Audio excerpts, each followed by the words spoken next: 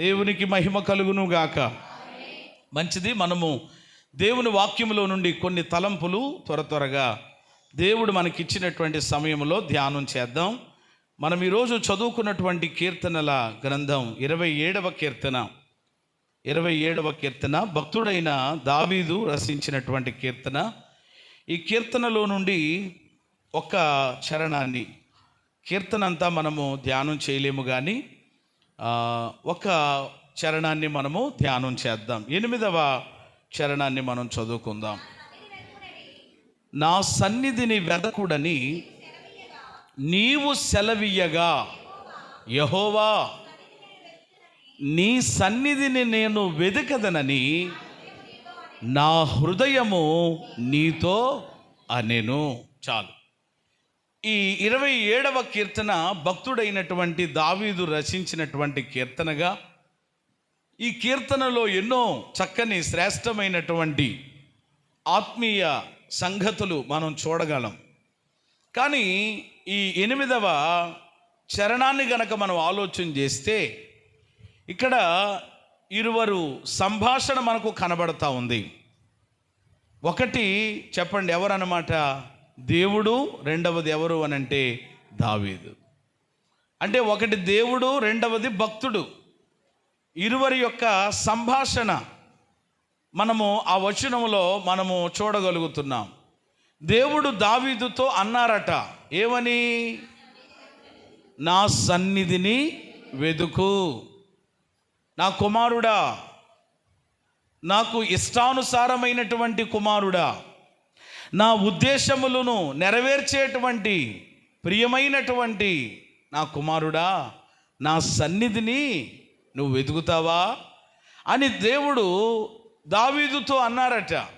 అప్పుడు వెంటనే దావీదు ఆ మాటకి ఏమయ్యారు? ప్రతిస్పందించి అలా మౌనంగా ఉండిపోకుండా, ఆయన ఏదో చెప్తా ఉంటాడులే, నా సన్నిధిని వెతుకు, నా దగ్గరకు రా, నన్ను ఆశ్రయించు, నన్ను నమ్ముకో అని ఏవో చెప్తా ఉంటారులే అని ఆయన మౌనంగా ఉండిపోకుండా, వెంటనే దేవుడు అన్నటువంటి ఆ మాటకు ప్రతిస్పందిస్తూ దావీదు అన్నారట, ఏమనంటే, యెహోవా నీ సన్నిధిని నేను వెదకదనని నా హృదయము నీతో అనెను. చేతులెత్తి స్తోత్రం చెల్లిద్దాం. హల్లెలూయా. ఈరోజు మనం ధ్యానం చేస్తున్నటువంటి అంశం ఏమిటి అనంటే, దేవుని సన్నిధి. అనండి అందరూ సరి మాట, దేవుని సన్నిధి. ఏమండి, ఈరోజు అసలు దేవుని యొక్క సన్నిధి అంటే ఏంటి మనకు అర్థం కావాలి. చాలామంది దేవుని యొక్క సన్నిధికి వస్తున్నారు, వెళుతున్నారు, వస్తున్నారు. కానంటే ఈరోజు సన్నిధి అంటే సరైనటువంటి అవగాహన ఉండడం లేదు, సరైనటువంటి గ్రహింపు ఉండడం లేదు. ఈ యొక్క ఉదయకాలం, ఈ చివరి ఆదివారం ప్రభు మనతో కొన్ని విషయాలు ముచ్చటించడానికి ఇష్టపడుతున్నారు. భక్తుడైన దావీదు దేవుని యొక్క సన్నిధి అనుభవం కలిగినటువంటి వాడు. దావీదు ఏ అనుభవం కలిగిన వాడు అనంటే, దైవ సన్నిధి అనుభవం కలిగిన వాడు. చెప్పండి అందరూ, ఎంతమంది దైవ సన్నిధి అనుభవం కలిగినటువంటి వారిగా ఉన్నారు? మీ జీవితాల్లో దైవ సన్నిధి అనే అనుభవం మీ బ్రతుకుల్లో ఉందా?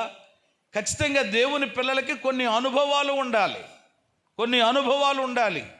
ఆ అనుభవాలు ఏమై ఉండాలి అని అంటే, ఆత్మ సంబంధమైన అనుభవాలుగా ఉండాలి. చెప్పండి, ఏ అనుభవాలు?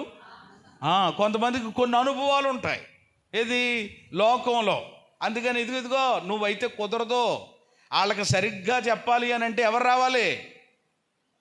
మాట్లాడతలేదు, మీరు ఎవరు మాట్లాడరు. ఆ మనిషి తగులుకుంటేనే కానీ పని అవ్వదంటారు చూడండి. అందుకని ఏటి లేదా, మీ అక్క లేదా ఇంట్లో అంటే ఆవిడ కొంచెం నెంబర్ 1 అనమాట. మరి నెంబర్ 2 ఎవరు? ఇలాంటి మాటలు కొన్నిసార్లు. అందుకని లేదు, అదేంటండి ఎంత ఇదిగా ఉంది, వేడిగా లేదు ఇక్కడ పరిస్థితి అని అంటే, లేదండి పనికి వెళ్ళిపోయిందండి. లేడండి, అయ్యో ఉంటే కనుక అస్సలు ఎవరో మాట్లాడకలేదు. ఆవిడ సరిపోద్ది ఒక ఆవిడ, అతను సరిపోతాడు ఒక ఆయన, మొత్తం అంతా సరిపెట్టేస్తాడు. ఇలా ఉంటాయి కొంతమందికి. అంటే మాట్లాడే విషయంలో కానీ, అక్కడ సమస్యను ఇది చేసే విషయంలో కానీ. కొన్ని విషయాల్లో కొన్ని అనుభవాలు బాగా, ఇక మరలా అవన్నీ కూడా నేను వివరించడానికి ఇక అవకాశం లేదనుకుంటాను. వివరించాల్సిన పనే లేదు అసలు. ఆ వాటితో మనకి కూడా ఏమాత్రం కూడా పని లేదు అన్నవాళ్ళు గట్టిగా స్తోత్రం చెప్పండి. ఆమేన్, హల్లెలూయా. అవి లోక సంబంధమైనటువంటి అనుభవాలు, మరి వేరేగా ఉండొచ్చు.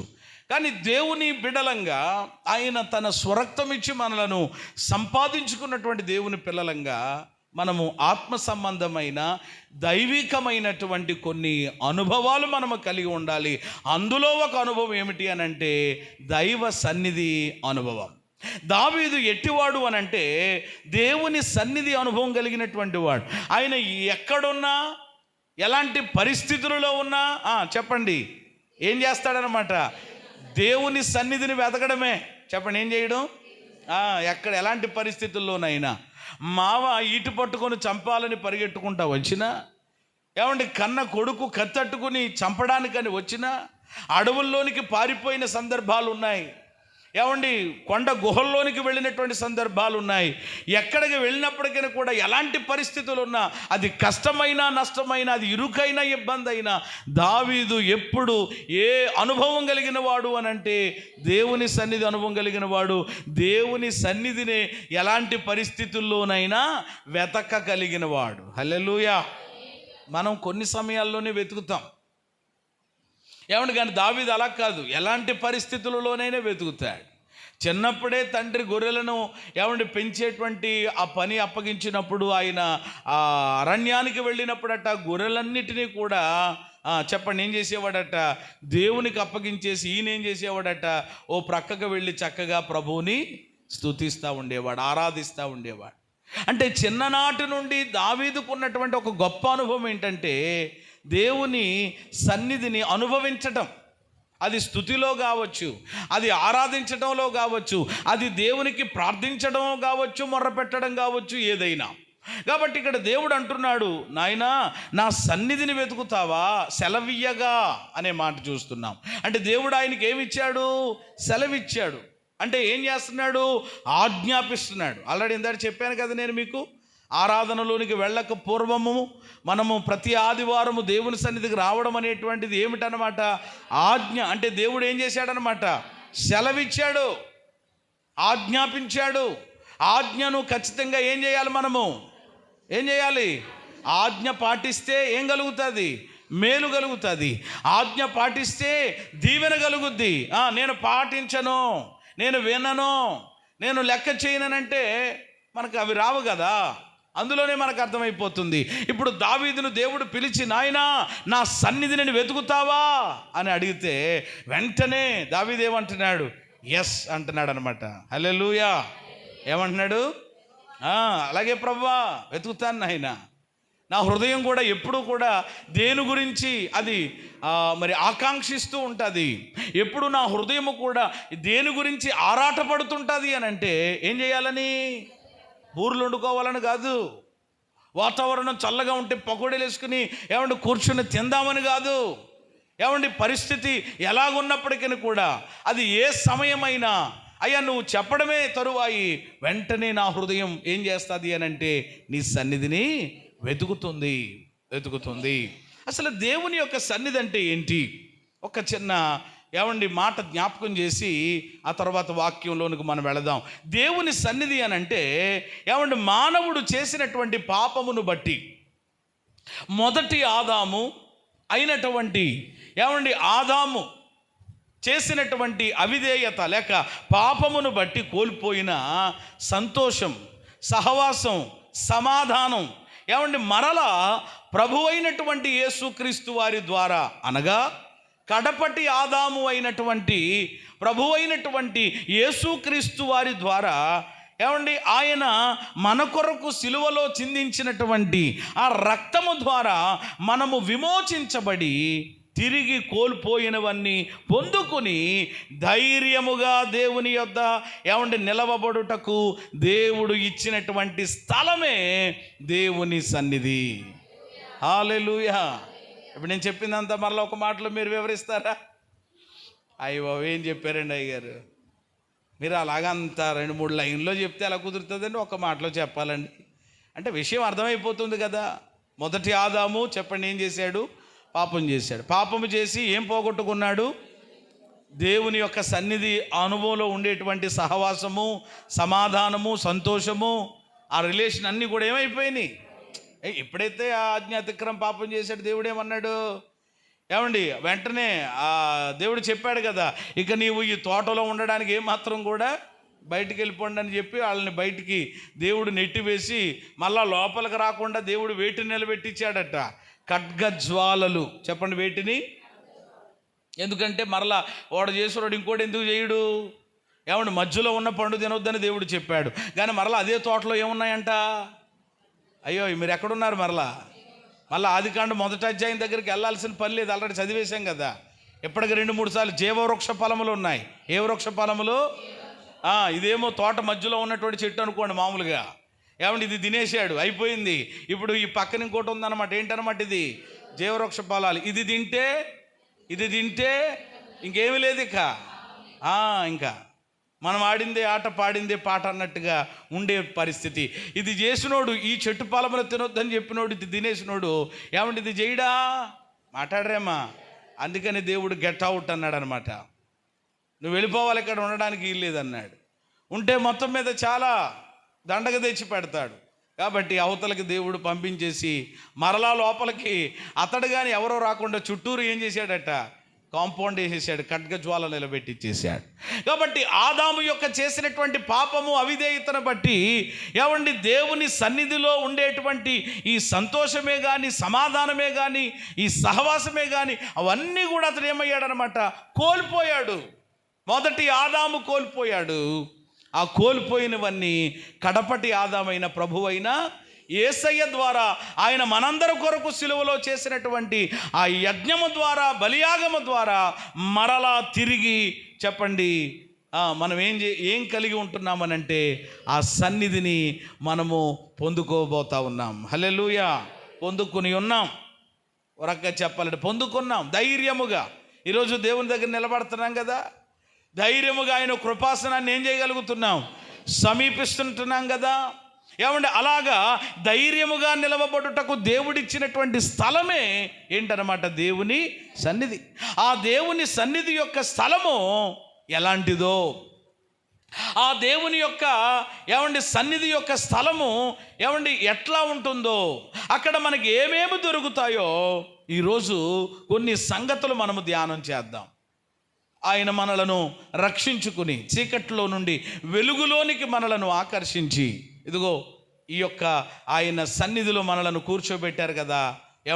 ఆ యొక్క స్థలము ఎలాంటిది, ఆ స్థలము ఎటువంటిది, దేవుని యొక్క సన్నిధి యొక్క స్థలము ఎటువంటిది, అక్కడ మనకి ఏమేమి దొరుకుతాయి దేవుని వాక్యంలో నుండి. ఎక్కువ విషయాలు ఏమి నేను చెప్పను, కానీ ఒక 3 లేక 4 విషయాలు చాలా త్వరగా మనకు ఉన్నటువంటి టైంలో చెప్పి నేను ముగిస్తాను. మీరు ఎవరు గాబరా పడకుండా చాలా జాగ్రత్తగా దేవుని మాటలు వినడానికి ప్రయత్నం చేయండి. ప్రియమైన దేవుని బిడ్డలారా, మొదటిది ఆ స్థలము ఎలాంటిది, అక్కడ ఏం దొరుకుతాయి, వాటిని మన జీవితాల్లో కలిగి ఉండాలి, పొందుకోవాలి. ఇప్పటికే మనము వాటిని సొంతం చేసుకుంటే ప్రభుకు స్తోత్రం, లేకపోతే నేడే ఆ స్థలములో దొరికే వాటన్నిటిని మనము కలిగి ఉండడానికి ఈరోజు మనం ఇష్టపడదాం. మొట్టమొదటిది ఆ స్థలము ఎలాంటిది అనంటే, మొట్టమొదటిది ఒప్పుకునే స్థలము. మొదటిది ఒప్పుకునేటువంటి స్థలం. దేవుని సన్నిధి యొక్క స్థలం అంటే ఒప్పుకునేటువంటి స్థలం. చదువుతారా ఆ మాటలు వాక్యంలో నుండి? ఎజ్రా గ్రంథము 9వ అధ్యాయము 15వ వాక్యం. ఎజ్రా పుస్తకము 9:15.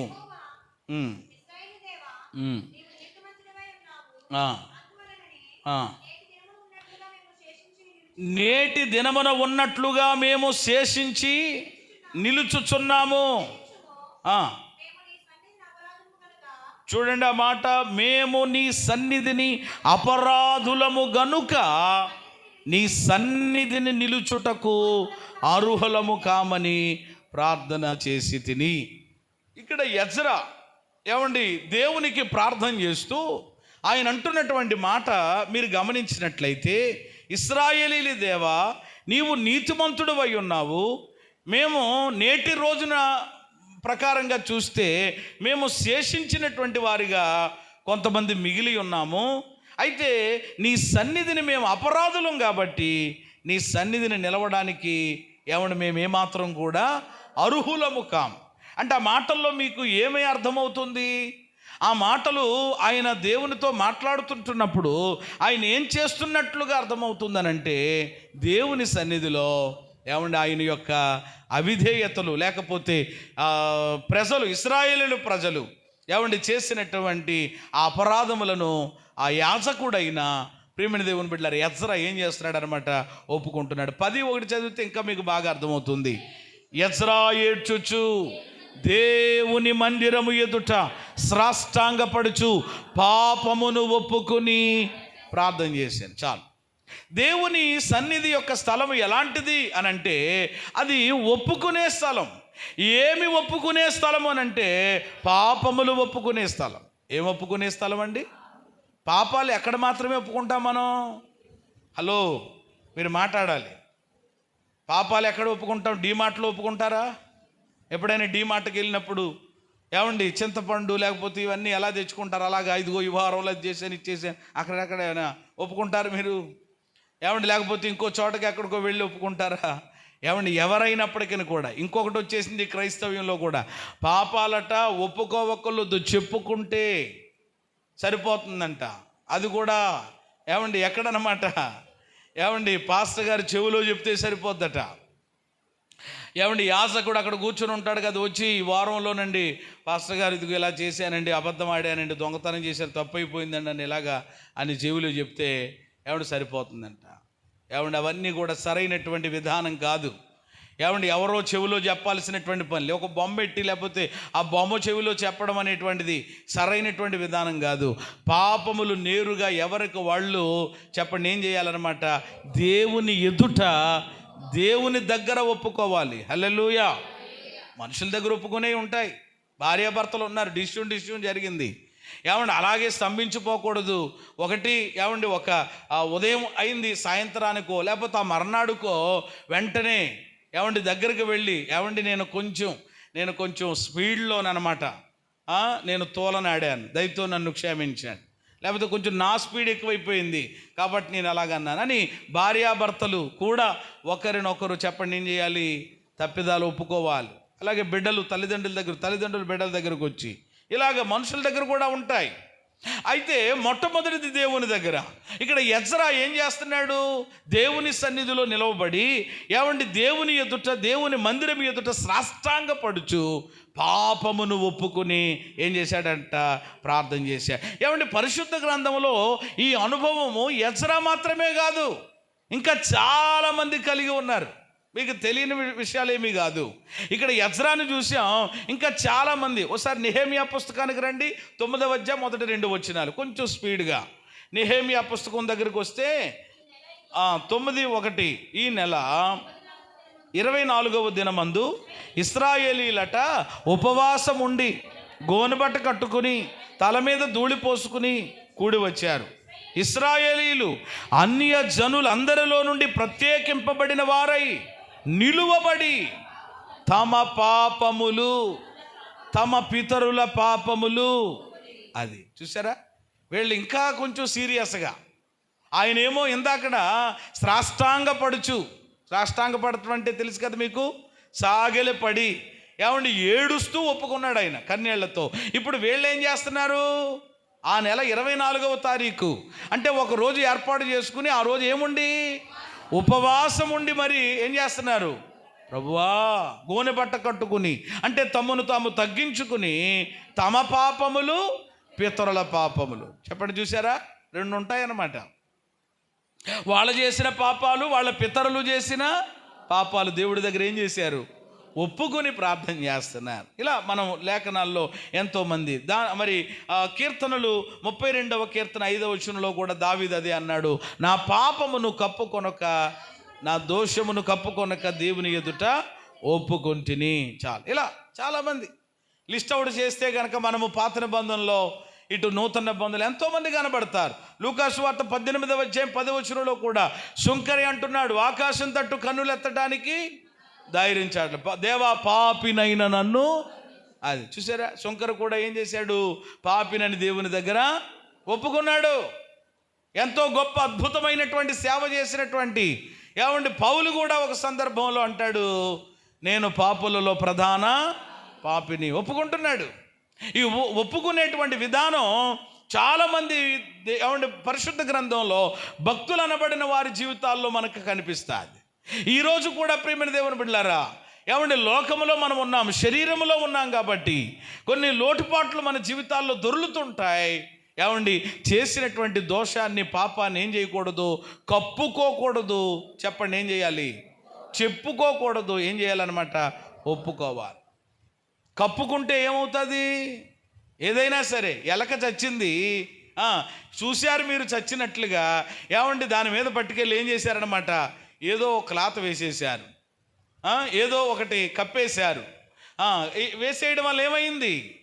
వేసేసి అలా వదిలేశారు. మీరు ఫోన్లు అయిపోయి చూడలేకపోతున్నాం, చాలా ఇదిగా ఉందని చెప్పి దాని మీద ఒక వస్త్రం కప్పినా, ఇసుక పట్టుకెళ్ళేసినా, ఇంకోటి పోసినా, ఏం పోసినా చెప్పండి ఏం పోతుంది? అది అలాగే ఉంటుంది. ఇల్లంతా కూడా ఎలా ఉంటుంది అనమాట? కంపే కంపు. ఎప్పుడు కంపు పోతుంది? ఎప్పుడు వాసన పోద్ది? దాన్ని ఏం చేయాలన్నమాట కదా. అలాగే ఈరోజు చాలామంది కప్పుకునే కవర్ చేయడం అంటారు, కానీ కవర్ చేయడం ఎక్కువైపోతుంది ఈ రోజు నాడు. చాలా అయ్యో ఇంకా ఇవ్వండి బాలు ఎవరే నేను అసలు అని అంటారు. మరి ఇంకెప్పుడు మన జీవితంలో అది వస్తుంది? కప్పుకుంటే కుళ్ళు పడుతుంది, కప్పుకుంటే చాలా ఇబ్బంది అవుతుంది అది. కాబట్టి దాన్ని ఒప్పుకోవాలి. దేవుని సన్నిధిలో అతిక్రమములను దాచిపెట్టుకుని వాడట వరదెళ్ళడు. మరి ఎవరు వరదెళ్తారు? ఒప్పుకుని విడిచిపెట్టేవాడు దేవుడి కనికరం పొందుతాడు. కాబట్టి దేవుని సన్నిధి అంటే ఎలాంటి స్థలము అని అంటే పాపములు ఒప్పుకునే స్థలము.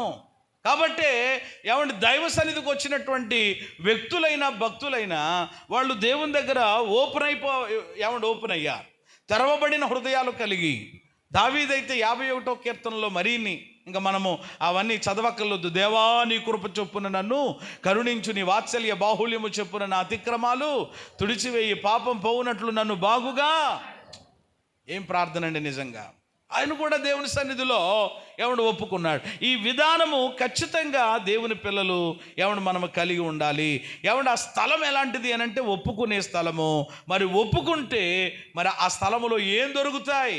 దేవుని సన్నిధి దగ్గర మనకి ఏం దొరుకుతాయి అని అంటే కనుక ఒప్పుకున్న ప్రతి ఒక్కరికి కూడా క్షమాపణ దొరుకుతుంది.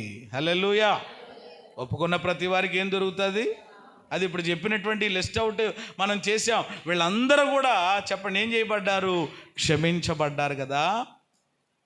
దావీదును దేవుడు క్షమించాడా లేదా చెప్పండి? మాట్లాడటం లేదు, క్షమించాడు.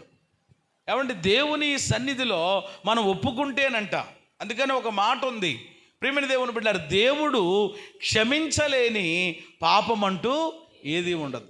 దేవుడు క్షమించలేని పాపం అంటూ ఏది ఉండదు. అయితే ఏం చేయాలి?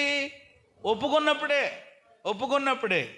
ఆమె విస్తారముగా ప్రభువుని ప్రేమించింది కనుక ఆమె విస్తారమైన పాపములు క్షమించబడ్డాయి. అంటే ప్రేమించడం అంటే దేవుని సన్నిధిలో పశ్చాత్తాపడింది. ఓపెన్ కలిగినటువంటి హృదయంతో దేవుని సన్నిధిలో అవును ప్రభు నిజమే నాయన అని చెప్పి పశ్చాత్తాపంతో పగిలిన హృదయంతో ప్రభు సన్నిధిని ఆశ్రయించింది, క్షమాపణ పొందుకుంది కదా. ఇలాగున ఎవరైనా, అది జక్కయ్య కావచ్చు, అది సుంకరి కావచ్చు, అది దావీదు కావచ్చు, ఒప్పుకున్న ప్రతి ఒక్కరి జీవితంలో చెప్పండి ఏం దొరికింది అని అంటే క్షమ. మొదటి మాట, ఆ స్థలం ఎలాంటిది అని అంటే ఒప్పుకునే స్థలము. ఏం ఒప్పుకోవాలి? పాపములు ఒప్పుకోవాలి. ఒప్పుకుంటే ఏమి దొరుకుతుంది? క్షమాపణ. చెప్పండి ఏం దొరుకుతుంది? 130వ కీర్తన చూడకుండా చెప్పే మాట అది. యెహోవా నీవు దోషములను కనిపెట్టి చూసిన ఎడల ఎవడు నీ ఎదుట అయినను నీ యందు జనులు భయభక్తులు నిలిపేటట్లు నీ యొద్ద ఏమి దొరుకుతుంది? క్షమాపణ అనే మాట ఉంటుంది. 2 సంపూర్ణ విమోచన అనే మాట ఉంటుంది ఆ కీర్తనలో. 3వది కృప అనే మాట. 3 దొరుకుతాయట, ఒకటి కాదు మరలా. సరే ఒక దెబ్బకి 2 అంట, 2 కాదు 3. నిజంగా నీవు సీరియస్గా దేవుని దగ్గర ఒప్పుకోగలిగితే, నిజంగా లోతైనటువంటి పరితాపం పశ్చాత్తాపం పడితే ఆయన దగ్గర క్షమాపణ దొరుకుతుంది, విమోచన దొరుకుతుంది, కృప కూడా దొరుకుతుంది. స్తోత్రం చెప్పండి అందరూ. దేవుడి సన్నిధి అంటే అది. ఇంకెక్కడ నీకు అవకాశం ఉండదు. నువ్వు ఎక్కడికైనా వెళ్ళి అక్కడ ఏదో చెబుదామని అంటే కుదరదు. అందుకని ఆయన సన్నిధి ఎంత గొప్పదండి. నిజంగా ఆయన సన్నిధి యొక్క విలువ ఈరోజు దేవుని పిల్లలుగా మనకు అర్థం కాకపోతే ఇంకెలా చెప్పండి. అందుకని నా సన్నిధిని వెతకమనంటే వెంటనే వెతుకుతాను ప్రభు అన్నాడట దావీదు. మొదటిది ఒప్పుకునే స్థలం దేవుని సన్నిధి అంటే. అక్కడ ఏం జరుగుతుందో కూడా చూసాం. రెండవది ప్రార్థనా స్థలం. దేవుని సన్నిధి అని అంటే ప్రార్థనా స్థలం. కీర్తనలు 18:6 మీరు ఆ మాట చూడవచ్చు. 18వ కీర్తన 6వ చరణం. నా శ్రమలో నేను యెహోవాకు మొర్రపెట్టాను, నా దేవునికి ప్రార్థన చేశాను, ఆయన తన ఆలయములో ఆలకించి నా ప్రార్థన అంగీకరించెను. నా మొర్ర ఆయన సన్నిధిని చేరి. అది ఎక్కడ చేరి? సన్నిధి. సన్నిధి అనే మాట ప్రతి చోట మీకు కనబడుతుంది. రెండవది ప్రియమైన దేవుని బిడ్డలారా, ప్రార్థనా స్థలం. ప్రార్థనా స్థలం. ప్రియమైన దేవుని బిడ్డలారా, ఆయన సన్నిధి అని అంటే ప్రార్థనా స్థలం. అందుకని ఒక చోట వ్రాయబడి ఉంటుంది, యెషయా గ్రంథములు అనుకుంటాను, చదవకలొద్దు. నా మందిరము సమస్త జనులకు ఏమనబడును? అది ప్రార్థన మందిరం అనబడును. ఇది ప్రార్థనా స్థలం. ఇక్కడ మాత్రమే ప్రియమైన దేవుని బిడ్డలారా మనం ప్రార్థన చేసుకోగలం. ఇంటి దగ్గర ప్రార్థన చేసుకోవచ్చు, అది వేరే విషయం, వ్యక్తిగతంగా కుటుంబంగా. కానీ దేవుడు ప్రియమైన దేవుని బిడ్డలారా దీనిని పరిశుద్ధపరచుకున్నాడు, ప్రత్యేకపరచుకున్నాడు. నిర్గమకాండములో ఉంటుంది, నేను వారిలో నివసించున్నట్లు వారు నాకు ఒక పరిశుద్ధ స్థలాన్ని నిర్మించాలన్నాడు దేవుడు. ఏ స్థలం అంటండి? పరిశుద్ధ స్థలం. ఇంటి దగ్గర అనుకో రకరకాలైన విధానాలు ఉంటాయి, రకరకాలైనటువంటి కార్యక్రమాలు, పరిస్థితులు ఉంటాయి. ఇంటి దగ్గర వ్యక్తిగతంగా ప్రార్థన చేసుకోవద్దని ఏమన్నా చెప్పడం లేదు, చేసుకుంటా, అది వేరే విషయం. నీ ప్రత్యేకంగా నీ గదిలోనికి వెళ్ళి ప్రార్థన చేసుకుంటావు. కానీ ఇది కేవలము దేని కొరకు మాత్రమే అనంటే ఏమండి, ఇక్కడ గృహ సంబంధమైనటువంటి కార్యక్రమాలు, కుటుంబ సంబంధమైనటువంటి వ్యవహారాలు ఉండవు. ఇక్కడ కిచెన్ రూమ్ అక్కడ ఉంది, అక్కడ వండుతారు, ఇక్కడేమో బెడ్రూమ్ ఉంది, ఇక్కడ పడుకుంటారు, అక్కడేమో టాయిలెట్స్ ఉన్నాయి. ఇది ఉండదు. ఇక ఇది ప్రత్యేకం, కేవలము ఎవరి కొరకు, దేని కొరకు అనంటే ఏమండి దేవుడు ఆయన సన్నిధి నిలిచేటువంటిది. అదే సమయంలో ఆయన వైపుకు మనము తిరిగి దేవుని సన్నిధిలో ప్రార్థన చేసుకునే స్థలం. అందుకనే కదా ఈ స్థలమందు చేయబడు ప్రార్థన. కానీ కాబట్టి దీన్ని పరిశుద్ధంగా ఉంచుతాం, మనం చక్కగా క్లీన్గా ఉంచుతాం. అందుకని ప్రతిరోజు కూడా వంతులు వేసుకుని సైతం దేవుని సన్నిధిలో చక్కగా వీటిని శుభ్రపరచటం. ఎందుకనంటే ఆయన సన్నిధి అంటే కేవలం ఏదో గోడలో లేకపోతే తిరిగే ఫ్యానులు అనేటువంటిది కాదు, కానీ దేవుని కొరకు ప్రత్యేకించడం. అందుకని దేవుడు చెప్పాడనమాట, నేను మీలో నివాసం చేయాలంటే నాకు ఒక ప్రత్యేకమైన స్థలాన్ని ఎక్కడ పడితే అక్కడ కాదు. కాబట్టి ఆయన సన్నిధి అని అంటే ప్రార్థనా స్థలం. ఓ రకంగా చెప్పాలంటే ఆయన యొక్క కనుదృష్టి నిలిచేటువంటి స్థలం ఇది. హల్లెలూయా. అందుకని చాలామంది అంటారు ఇంటి దగ్గర చేసుకోవడానికి డైరెక్ట్గా దేవుని సన్నిధిలోనికి వచ్చి ప్రభు సన్నిధిలో ప్రార్థన చేసుకోవడానికి కూడా చెప్పండి ఏముంటుంది? చాలా తేడా. ఈ స్థలమందు చేయబడు ప్రార్థనల మీద ఆయన కనుదృష్టి ఎప్పుడూ ఆయన దృష్టి అలా ఉంటుందట. ఆయన దృష్టి మనసు కూడా ఇక్కడే ఉంటుందట. ఎందుకంటే ఈ స్థలాన్ని దేవుడు ఏం చేశాడు? కోరుకున్నాడు. ఈ స్థలాన్ని దేవుడు ఏం చేశాడు? పరిశుద్ధపరిచాడు. ఈ స్థలమును ఏం చేశాడు? మన కొరకు ప్రత్యేకపరిచాడు. అందుకని ప్రియమైన దేవుని బిడ్డలారా, అందుకని అన్యులు కూడా, హైందవులు కూడా చూడండి, వాళ్ళు ఖచ్చితంగా వాళ్ళు కూడా ఇళ్లల్లో ఎన్ని ఫోటోలు ఉన్నా, ఎన్ని కార్యక్రమాలు చేసినా ఖచ్చితంగా వాళ్ళు కూడా వారానికి వాళ్ళు ఏర్పాట్లు చేసుకున్నటువంటి విధానాలను బట్టి ఏ రోజు ఆ రోజు తలారా స్నానం చేసి చేత్తో ఏదో సజ్జ పట్టుకుని వాళ్ళు కూడా ఎక్కడికి పోతూ ఉంటారు, వెళ్తారు కదా. అంటే ప్రియమైన దేవుని బిడ్డలారా, ఒకవేళ అది వాళ్ళు ఆ అనుభవాన్ని అనుభవించలేకపోతున్నారేమో, కానీ దేవుని సన్నిధిలో చక్కగా మనం ఇక్కడికి వచ్చి ప్రార్థన చేసుకోవచ్చు. మన హృదయాన్ని దేవుని దగ్గర కుమ్మరించుకోవచ్చు. ప్రార్థనా స్థలం అనగా ప్రార్థనలకు జవాబు దొరికే స్థలం. హల్లెలూయా. ప్రార్థనా స్థలం అని అంటే ప్రార్థనలకు ఏం దొరుకుతుంది? జవాబు, సమాధానం. ఎన్ని సమాధానాలు రాలేదు నీ జీవితంలో. ఒక్కొక్కరు ముఖం ఎలా ఉంటుందని అంటే నిజంగా ఎన్నెన్ని దేవుడు మేలులు చేసినా, ఎన్నెన్ని కార్యాలు చేసినా, ఎంత మింగేసినా, ఎంత తినేసినా ఇంకా దేవుడి మీద అలిగే బాపత ఉంటుంది. ఒక్కొక్కళ్ళు ఏం చేశాడు దేవుడు? అంటే ఈరోజున్న సమస్యను చూసుకుని మరి ఒక్కసారి వెనక్కి తిరిగి చూసుకుంటే ఎన్ని వేల లక్షల ప్రార్థనలకి దేవుడి దగ్గర నుంచి నీకేమొచ్చింది? వచ్చింది కాబట్టి ఇక్కడ కూర్చున్నావు. అది మర్చిపోవద్దు దయచేసి. కొంతమంది ఇలా అనుకోండి, ఏం చేశాడు దేవుడు, ఏమైంది, ఎప్పుడు పరిస్థితులన్నీ ఎలాగే ఉన్నాయి. మరి మునుపు మునుపు నీ జీవితాల్లో నీ ప్రార్థనకు సమాధానం రాలేదా? జవాబు దొరకలేదా? రాలేదంటే ఒకవేళ మనలో ఏదైనా తేడా ఉందేమో అని ఒక్కసారి మనలను మనం పరీక్షించుకుని పరిశీలన చేసుకోవాలి తప్ప ఇంకా అస్తమాటు కూడా దేవుని మీద సేవకుల మీద ఇంట్లో వాళ్ళ మీద వీధిలో వాళ్ళ మీద ఈ పడిపోవడం అనేటువంటి ఆ భయంకరమైనటువంటి విధానం దేవుని పిల్లలకి ఏమాత్రం కూడా ఉండకూడదు. ఖచ్చితంగా నువ్వు చేయగలిగిన విధంగా ప్రార్థన చేస్తే దేవుని యొక్క సన్నిధిలో ఆయన వైపుకు తిరగవలసిన విధంగా తిరిగితే ఖచ్చితంగా ప్రార్థనలకి సమాధానం వస్తా. ఆలయములో అనే మాట అందుకనే బైబిల్లో చాలామంది కూడా మందిరంలో ప్రార్థించినటువంటి వారు చాలామందిని మనం చూస్తాం. మందిరంలో ప్రత్యేకంగా పనిగట్టుకుని ఆయన సన్నిధి అంటే ప్రార్థనా స్థలం అని ఎరిగి అక్కడికి వచ్చి ప్రార్థన చేసి మేలులు పొందుకున్నవాడు బైబిల్లో మాట్లాడరే బోల్డ్ మంది ఉన్నారు. అన్న ఎక్కడికి వచ్చింది? యెహోవా సన్నిధిని అనే మాట ఉంటుంది. చెప్పండి, ఎక్కడ? యెహోవా సన్నిధిని. షిలోహులో మనం ద్వారపూళ్ళు ఎలాగ ఉన్నామో అలాగే షిలోహులో ఉన్నటువంటి మందిరానికి వెళ్ళిందామే. చాలా దినాలుగా నిందలు బాధలు పడుతుంది, సవితి పోరు పడుతుంది. ఇక అనుకుంది ఇలా కాదు, ఇక డైరెక్ట్గా నేను ఎక్కడికి వెళ్ళిపోతాను? ఇక ఆలయానికి వెళ్ళిపోతాను, మందిరానికి వెళ్ళిపోతాను. ఉపవాసం ఉండి వెళ్ళిపోయింది. తన ఆత్మను దేవుడి దగ్గర కుమ్మరించుకుంది. తన ప్రార్థనలకు దేవుని దగ్గర జవాబు పొందుకుంది. మనకు తెలుసు కదా. అలాగే దావీదు కూడా యెహోవా సన్నిధిని కూర్చుని అని ఉంటుంది, దేవుని మందిరములోనికి ప్రవేశించి అని ఉంటుంది సమూయేలు గ్రంథంలో. మీరు ఆ మాటలన్నీ కూడా వాక్యంలో అనేక సార్లు మనం ధ్యానం చేసినవే. ఇలాగున్న దావీదే కానీ హన్నాయే కానీ ఇలా ఎంతోమంది ప్రియమైన దేవుని బిడ్డలారా దేవుని యొక్క సన్నిధిలోనికి వెళ్ళి ప్రభు పాదాలు పట్టి వాళ్ళు ప్రార్థించి ప్రార్థనలకు ఏం పొందుకున్నారు? జవాబులు పొందుకున్నారు. కాబట్టి మొదటిది ఆ స్థలం ఎలాంటిది అని అంటే ఒప్పుకునే స్థలము. ఏం ఒప్పుకునే స్థలము? పాపములు. ఏం దొరుకుతుంది? క్షమాపణ. రెండు, ఆ స్థలం ఎలాంటిది అని అంటే ప్రార్థనా స్థలం. అంటే ప్రార్థనలకు జవాబు దొరికేటువంటి స్థలం. ఖచ్చితంగా నీ ప్రార్థనకి జవాబు వస్తుంది. నువ్వు రావాలి ఆయన సన్నిధికి, ఆ తండ్రి సన్నిధికి. నీ తండ్రి ఇంటికి నువ్వు రావాలి. దేవుడు నీకు అవకాశం ఇచ్చినప్పుడల్లా రావాలి. ఏదో కష్టం వచ్చినప్పుడు మాత్రమే కాదు, జ్ఞాపకం వచ్చినప్పుడే కాదు, నీకు నచ్చినప్పుడే కాదు, నీకు కుదిరినప్పుడే కాదు. అందుకనే ప్రియమైన దేవుని బిడ్డలారా దేవుని సన్నిధికి వచ్చే విషయంలో ఎవరి మాట మాట్లాడకూడదట. ఎందుకు రాలేదమ్మా అనంటే ఖాళీ లేదనకూడదట, ఖాళీ చేసుకోవాలట. చెప్తాను కదా ఇప్పుడు నేను, ఖాళీ లేదంటే జాగ్రత్త, అంతా ఖాళీ అయిపోద్ది. మరి అంత బిజీ అయిపోయావేంటి?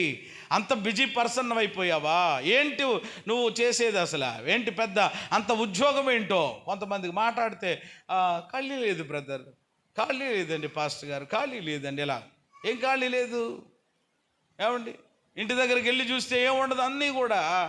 చెప్పండి, మొన్న ఎవరో పాస్టర్ గారు పాస్టమ్మ గారు చెప్పారు కదండి, ఆ కొత్తగా పెట్టినటువంటి వ్యాపారంలో ఎవరో రావట్లేదని ఏం చేస్తున్నాడంటే ఇంకా ఆ కందిపప్పులు పెసరపప్పులు అన్నీ కూడా పారబోసి మళ్ళా ఎత్తుకుంటున్నాడట. అది ఎందుకంటే అందరికీ కూడా కొంచెం కొంతమంది ఇలాగేనమాట, బిజీగా ఉన్నట్టు కనపడాలనుకుంటారు, ఏదో పెద్ద అటు ఇటు తిరిగేస్తూ ఉంటారు. ఏం చేయరు అసలు, ఇక్కడిది అక్కడ ఎట్టరు కానీ ఏదో పెద్ద అయ్యి బాబు ఇవిడు చాలా. అందుకనే చూడాలట దేన్ని? ఇంటిని చూడు, తర్వాత ఎవరిని చూడు, అర్థమైపోద్ది వెంటనే ఆవిడ ఎంత బిజీయో అర్థమవుతుంది. ఏంటి బిజీ అంటే ఏమీ లేదు, ఒకటేనమాట, శుభ్రంగా ఆ ఉతక మీద లేకపోతే ఆ మంచం మీద తిరగడమే, సెల్లోటి పెట్టుకుని ఇక చేసే ఉద్యోగం ఏమి ఉండదు. ఇక మాసినవి అన్నీ ఆ ప్రక్కనే ఉంటాయి, వండిని తినేసినవి అన్నీ అక్కడే ఉంటాయి, ఈగలన్నీ ఇంట్లోనే ఉంటాయి, శుభ్రంగా ఎక్కడ ఉండక్కర్లేదు, వచ్చేస్తాయి ఇవన్నీ కూడా అలాగే. ఎక్కడ పనులన్నీ అక్కడ ఉంటాయి, ఈ మనిషి మాత్రం ఎక్కడ ఉంటుంది అని అంటే ఇంకేంటి ఏదో చేసేస్తున్నట్లుగా అందరికీ కనబడాలి. నిజంగా ప్రేమిని దేవుని బిడ్డ జ్ఞానవంతురాలు అయితే, గుణవతి అయితే ఏమండి శ్రద్ధ కలిగినటువంటిది అయితే అవన్నీ కూడా చక్కగా చక్కబెట్టుకుంటుంది కదా. అలాగే నీ రోజునాడు ప్రియమైన దేవుని బిడ్డలారా, ఎప్పుడు ఈ మాట మాత్రం వాడకూడదు, బిజీ బిజీ. అంటే దేవుని సన్నిధికి రావడానికే అంత బిజీ అయిపోయింది నీకు, దేవుని సన్నిధికి రావడానికే నీకు అంత ఖాళీ లేకుండా నువ్వు ఉండిపోతుంటున్నావా? ఆలోచన చేయండి.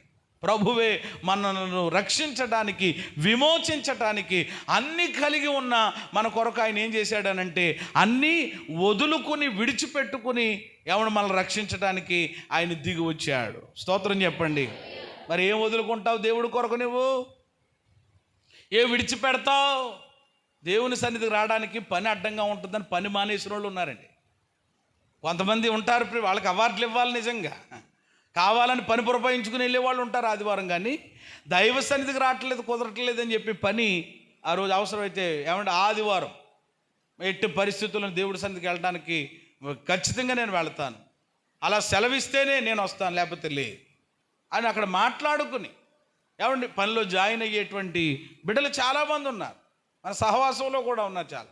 నిజంగా ఆ దేవుని సన్నిధి అంటే అది అలా ఉండాలన్నమాట. అంతేగాని ఏమైనా పర్వాలేదండి, నేను వచ్చేస్తాను, ఆదివారం అయినా ఏం కాదులేండి, ఎప్పుడో ఒకసారి వెళతానులేని అంటే దేవుని సన్నిధి మీద వాళ్ళకి అంత ఏమి లేదనమాట, పట్టింపు లేదు.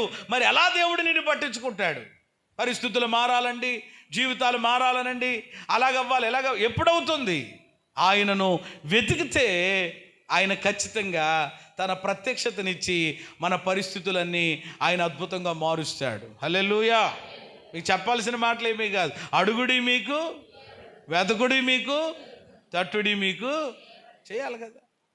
కాబట్టి మన వైపు నుంచి మనం చేయాలి. నేను ఏం చేయనండి, అలాగ ఉంటానంతే. దేవుడు ఏదో చేయాలంటే ఎలా కుదురుతుంది? రానా సన్నిధికి, వెతుకునా సన్నిధిని అంటూ ఉంటుంటే ఈరోజు వెతకపోతే ఎలాగా? కాబట్టి ఆయన ఆ స్థలం ఎలాంటిది అనంటే, రెండవది ప్రార్థనా స్థలము. ప్రార్థనలకు ఏం దొరుకుతుంది? చాలామందికి దొరికింది, నీకు దొరుకుతుంది. రా, నువ్వు దేవుని సన్నిధికి మోకరించు, దేవుని వైపు చేతులెత్తు, ప్రార్థన చేయి, దేవుడు నీకు సమాధానం ఇస్తాడు. మూడవది దేవుని మహిమ నిలిచే స్థలం ఆయన సన్నిధి అనంటే, కీర్తనలు 26:3 చదవండి ఒకసారి. యెహోవా, కీర్తనలు 26:8, నీ నివాస మందిరమును, నీ తేజో మహిమ నిలుచు స్థలమును నేను. ఎంత అద్భుతమైన మాట. మూడవది ఆ స్థలము ఎలాంటిది అనంటే మహిమ నిలిచేటువంటి స్థలం. ఏమి నిలిచే స్థలం అది? అంటే ఆయన సన్నిధిలో చెప్పండి ఏముంటుంది అన్నమాట? మహిమ ఉంటుంది. మహిమ. దేవుడు ఆయన సన్నిధిని దేనితో నింపుతాడు? మహిమతో నింపుతాడు. మరి ఆ మహిమను మీరు ఎప్పుడైనా మీ జీవితాలు అనుభవించి చూసారా? అనుభవిస్తున్నారా దేవుని మహిమ? అనుభవించాలి. కొంతమందికి ఏముండదు ఇక. ఆయన సన్నిధిని ఆయన తన మహిమతో నింపేస్తున్నప్పుడు ఆ మహిమను కూడా మనం ఏం చేయాలి? అనుభవించాలి కదా. ప్రత్యక్ష గుడారము నిండా దేనితో దేవుడు నింపేశాడట?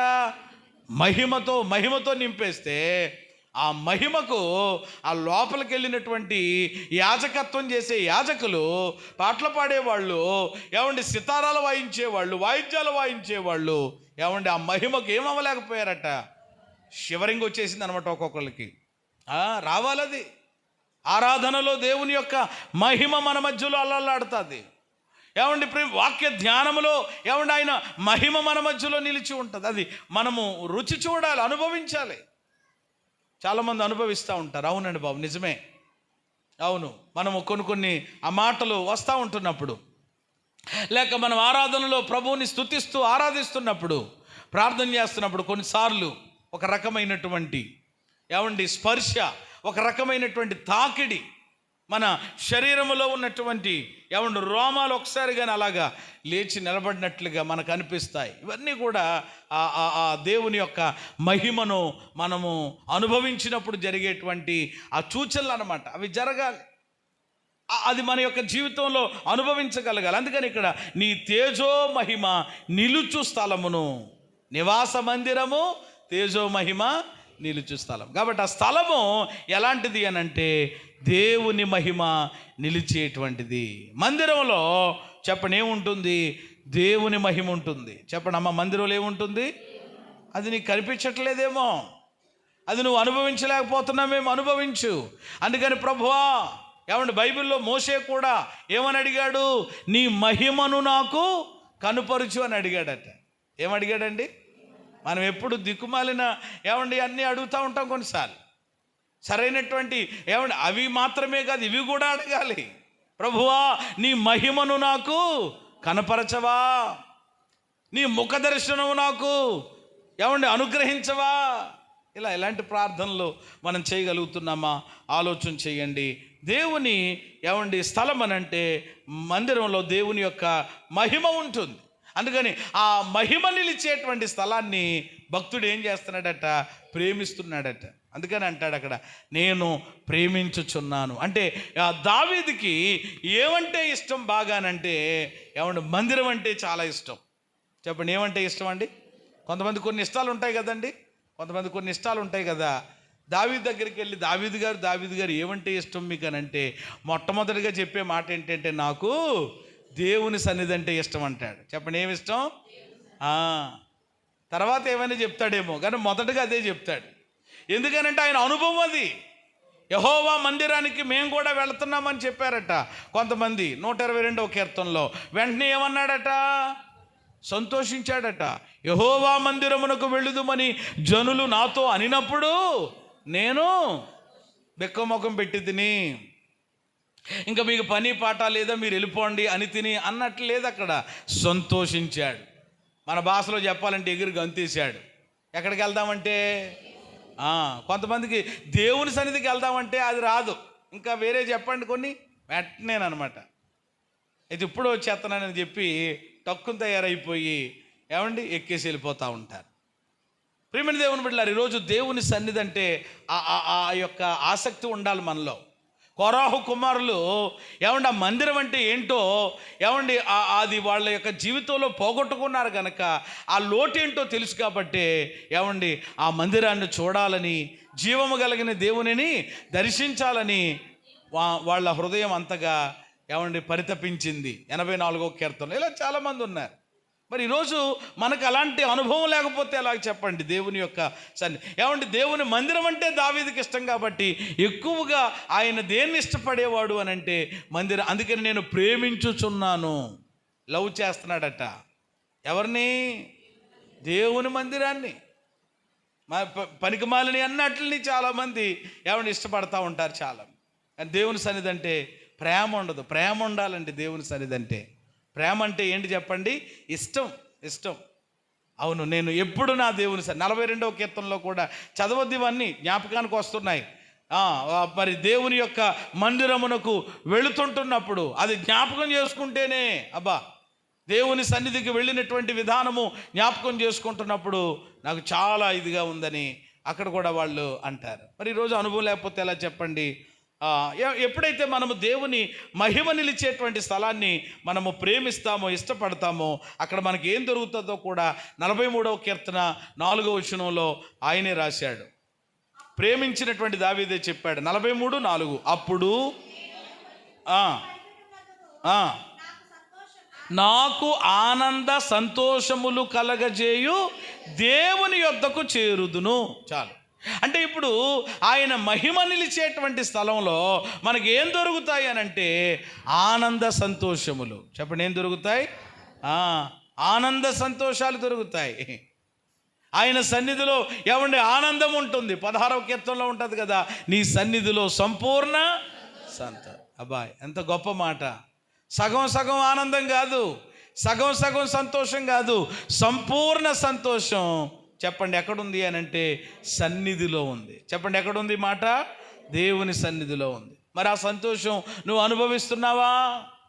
లేక వచ్చావు కానీ ఏమండి ఇంకా అలాగే ఆ ముఖమే పెట్టుకొని అనుభవించట్లేదు. మహిమను అనుభవించిన వాళ్ళు ఏమండి ఖచ్చితంగా ఏం చేస్తారనమాట?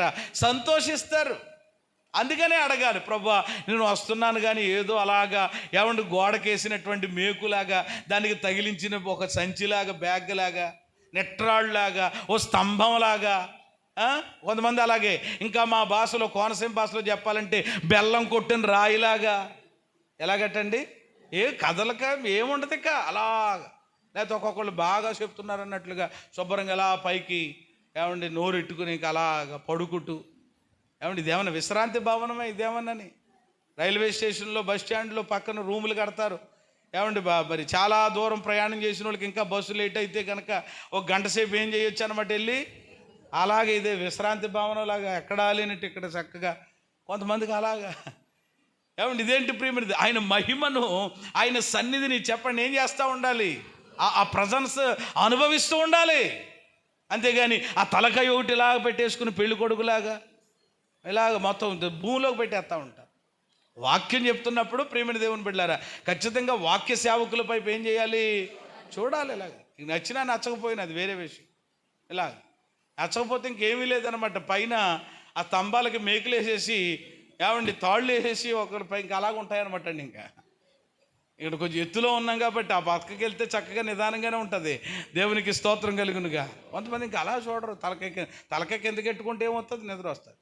శివుని రోజు పెళ్లి కొడుకులో కూర్చొని ఉంటాడు. ఇంకా చాలా అలాగే ఇలా పెళ్లి కొడుకులు. అప్పుడు కూర్చున్నాడో లేదో తెలియదు, కానీ నేను లేను కాబట్టి ఇప్పుడు మాత్రం ఇలా ఏదో చదివేస్తున్నట్లుగా కొంతమంది బైబిల్ అలా తెగ చదివేస్తున్నట్లుగా ఏం చదవరు. ఇంతగా నేను చెప్పిన వాక్యం ఉండదు అక్కడ. కీర్తనలు 27 చెప్తే మత్తయి సువార్త 5వ అధ్యాయం ఉంటుంది అక్కడ. ఇంకా అక్కడే ఉంటుంది. ఓదో బైబిల్ తెగ చదివేస్తున్నట్లుగా, ఒక్కొక్కరు ప్రార్థన చేసేస్తున్నట్లుగా. ఏమండి ఇలాగిన కొన్ని అవన్నీ ఎందుకు? చక్కగా ఏమండి దేవుని వైపు అలాగ వాక్య సేవకుల వైపు ఏమండి మనం నిదానించి చూస్తుంటే ఆ మాటలు ఖచ్చితంగా ఏమవుతూ ఉంటాయి? స్కూల్లో కూడా అదే. ఎవడైనా పాఠాలు చెప్తున్నప్పుడు సరిగా చూడలేదనుకోండి, ఏం చేయడనమాట, అలాగే వెళ్తున్నట్టుగా వెళ్తాడు. వెనక్కి తిరిగి వచ్చి మాస్టర్ ఈడీప్ మీదే ఒకటి వేస్తాడనమాట. అవకాశాలు లేవు మాకు, ఇక్కడే ఉండమన్నాడు దేవుడు. కాబట్టి అలాంటిది కూడా ఇస్తే కనుక మేము కూడా అటు ఇటు తిరిగి ఒక్కొక్కటి తగిలిచ్చి ఏంటి పడుకుంటాం పెట్టి, ఎందుకు వచ్చావు ఇక్కడికి, అసలు ఫ్యాన్లు కట్టేయమంటారా మొత్తం అని చెప్పే పరిస్థితి ఉంటుంది. ఇలాగున ఆయన మహిమను ఎవడు మనం అనుభవించాలి కదా. ఆ మహిమను రుచి చూచి మనం వెళ్ళాలి. అప్పుడు ఆనందిస్తాం, అప్పుడు సంతోషిస్తాం. పాట పాడుతూ ఉంటుంటే మీరే పాడుకోండి అన్నట్లుగా, ఏమంటే మాకు సంబంధం లేదన్నట్లుగా ఉంటారు చాలామంది. చప్పట్లు కొట్టరు కొంతమంది, కొడితే మళ్ళా ఏమంటే ఎక్కడ ఇది అయిపోద్దు అని, చేతులు కంగిపోతాయి అని చెప్పి. ఏమంటే అన్ని బైబిల్లో ఉన్నాయే కదా. దేవుని మందిరానికి వస్తే ఖచ్చితంగా ఇక్కడ బోర్డు పెట్టి మనము ఇదివరకు కూడా మరి చక్కగా రాసి పెట్టి ఉంచాం. దేవుని మందిరానికి వచ్చినప్పుడు ఏం చేయాలట? ఏమండి ముందుగా వచ్చి కూర్చోవాలట. ఏమండి ప్రియమైన దేవుని బిడ్డలారా, చక్కగా ఏమండి పాట పాడేటప్పుడు కలిసి ఏం చేయాలి చెప్పండి? పాడాలంట, చప్పట్లు కొట్టాలట. ఏమండి ప్రభుని స్తుతించాలి, వాక్యం చక్కగా ఏమండి మనం వినాలి. ఇలాగ చాలా విషయాలు ఉన్నాయి. ఏమండి అవి ఎప్పుడైతే మనం అలా కలిగి ఉంటామో ఆ యొక్క ప్రసన్నత, ఆ యొక్క ఏమండి ఆ మహిమను మన జీవితాల్లో అనుభవిస్తాం. ఖచ్చితంగా నువ్వు ఒకవేళ బాధతో ఇక్కడికి వచ్చినా, నీ హృదయం నిండా వేదనతో కనుక వచ్చినా కనుక ఆ మహిమను అనుభవించేమో, వెళ్ళేటప్పుడు అలాగే వెళ్ళవు.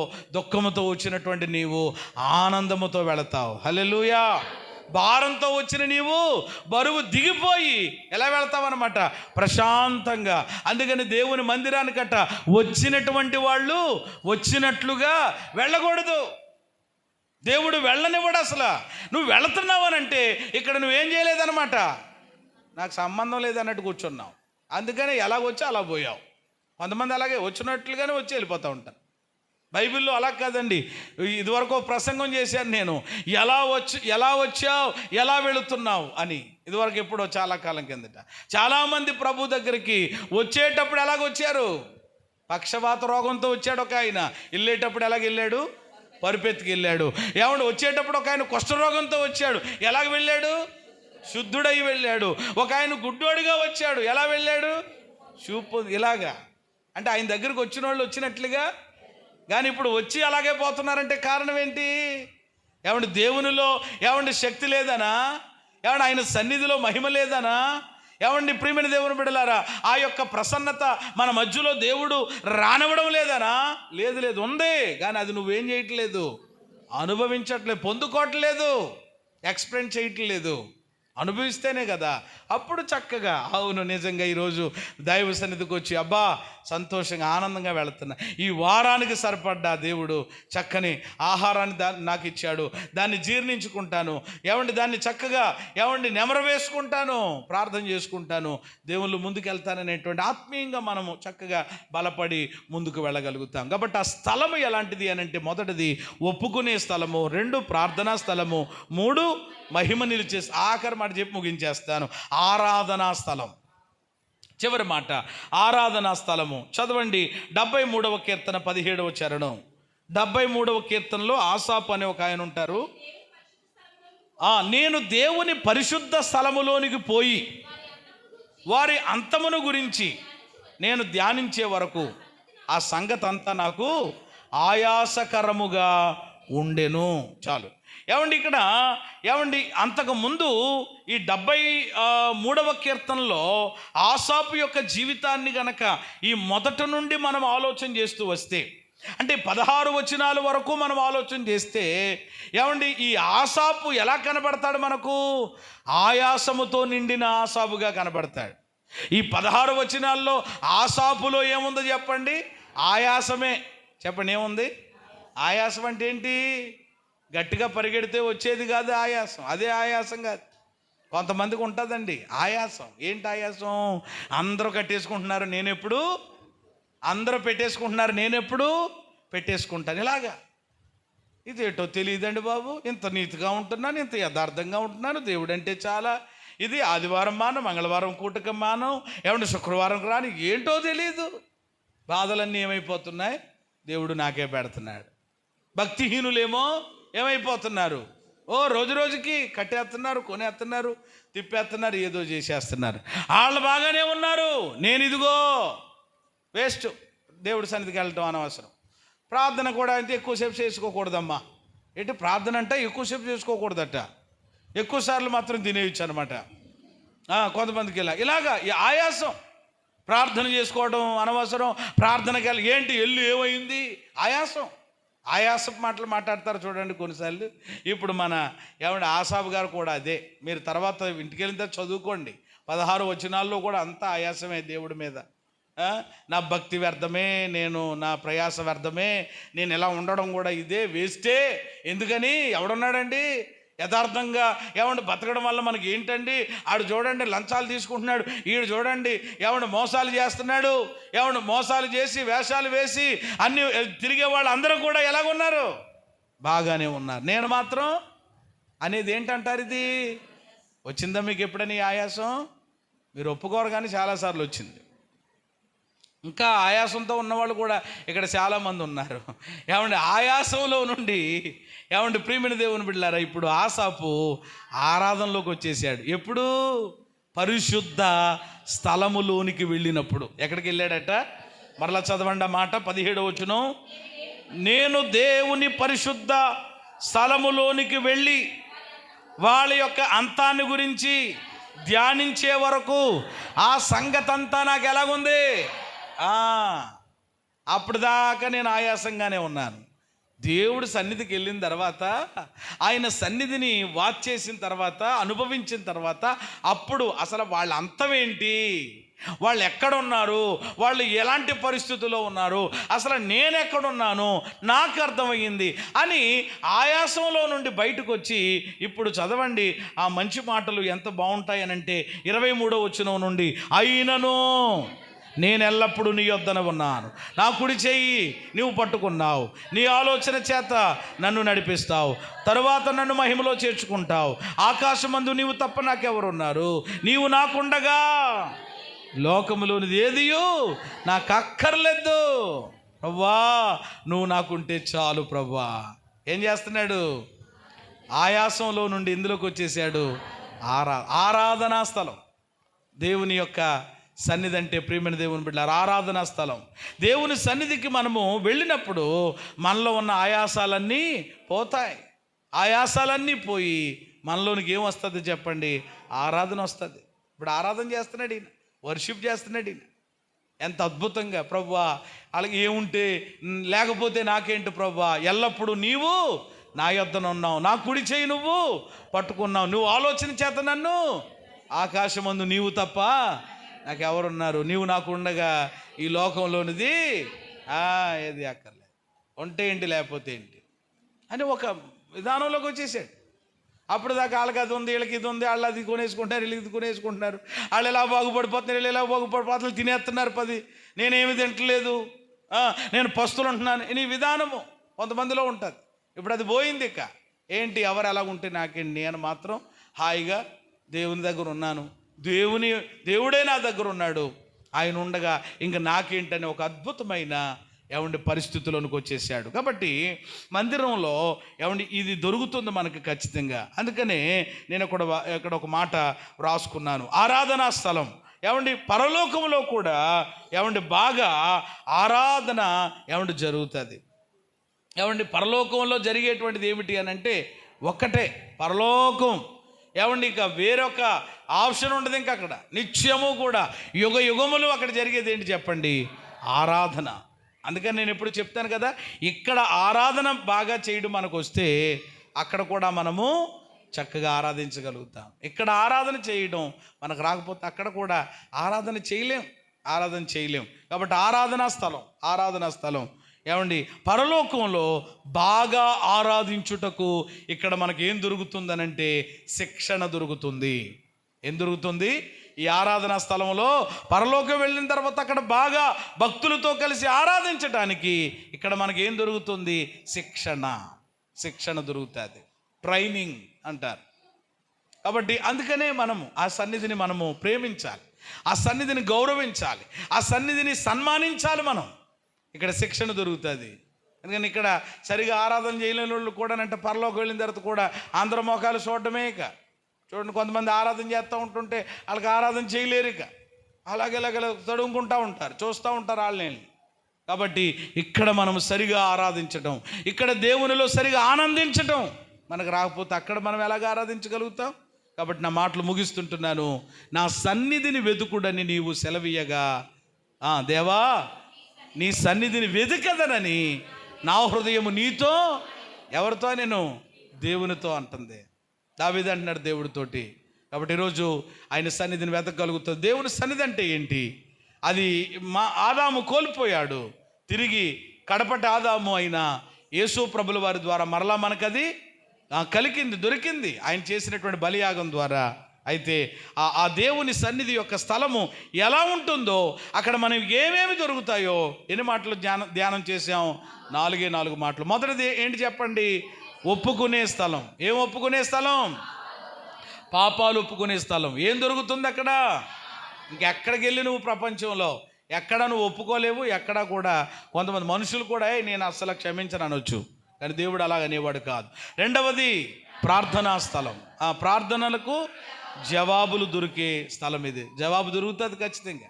ఈవేళ కప్ప రేపైనా ఎల్లుండైనా తప్పకుండా నీ ప్రార్థనకు దేవుడు సమాధానం ఇస్తాడు. నువ్వు ఎడతెగక మానక. అందుకని కొందరు మానుకును చున్నట్లు సమాజంగా కూడుకోవడం మానొద్దు అని వాక్యం చెప్తుంది. కాబట్టి ఇది ప్రార్థనా స్థలం. 3 దేవుని మహిమ నిలిచేటువంటి స్థలము. అక్కడ ఏం దొరుకుతాయి? ఆనంద సంతోషాలు. 4వది ఆరాధనా స్థలం. ఇక్కడ ఏం దొరుకుతుందంటే పరలోకంలో బాగా ఆరాధించడానికి ఇక్కడ శిక్షణ దొరుకుద్ది. కాబట్టి 4 అనుభవాలు చూసాం.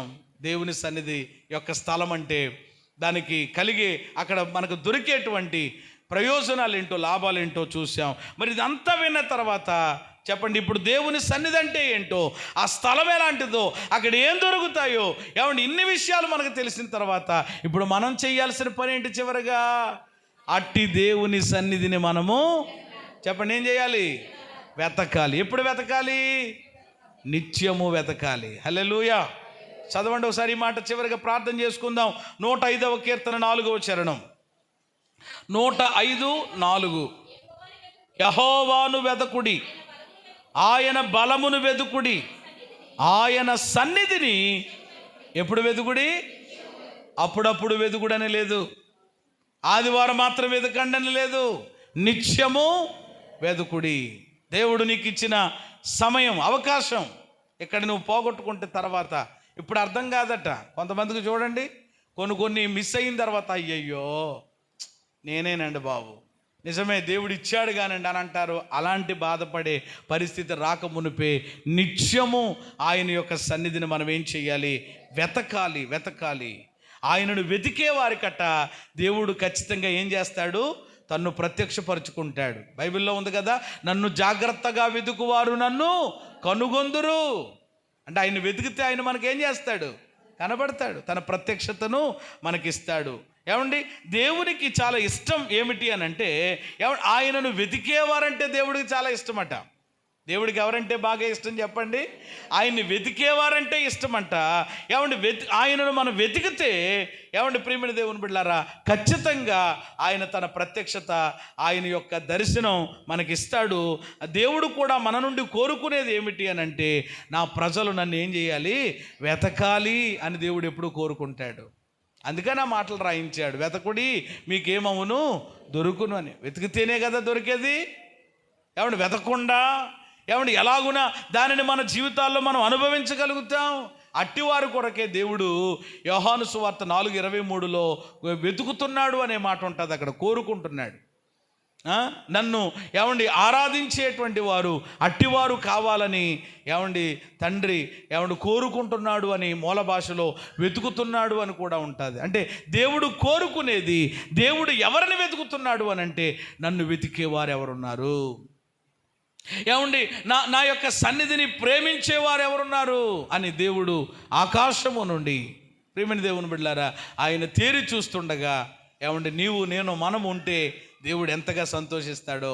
కాబట్టి ఇప్పటికే మీరు అనుభవం కలిగి ఉన్నారు, లేరు అని నేను అనడం లేదు, కానీ ఖచ్చితంగా ఇవి కడవరి దినాలు, ఇవి చివరి దినాలు, ఇంకంచె దినాల్లో ఉన్నాం. ఇప్పటికే ఆయన రాకడకు సంబంధించినటువంటి సూచనలు అన్నీ కూడా జరిగిపోయినాయి.